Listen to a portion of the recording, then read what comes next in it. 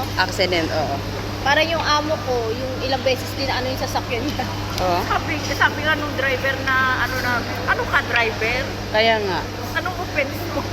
Kaya lang, ang ano kasi doon is yung, Pagbukas ko ng door. hindi, oo. At saka yung ano, yung sasakyan.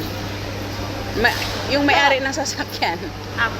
Meron Kahit talagang, naman sabihin nilang pauwi na ako, terminate ako, umuwi ka na. Sila pa rin ang mananagot. Kasi Oo. pangalan nila yun. Oo. Kasi may pagkabruha din. Baka ano, Yung check mo ba? Pareho Pareho Ay, outside. sure. Matagal na ako sa kanila. Okay naman sila, pero yung lalaki kasi mas cool. Matapang pa rin pag nagsalita.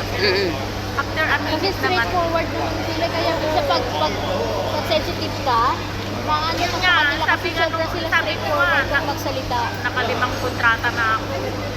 Pero masakit pa rin, di ba? Masakit yun. di ba nga si Binata, sabi niya, umamin ka na lang kasi na sinira mo. My God, sabi ko, paano aamin? Kaya wala nga, hindi ko nga sinira yung Yun Binata ko. ang mahirap, di ba?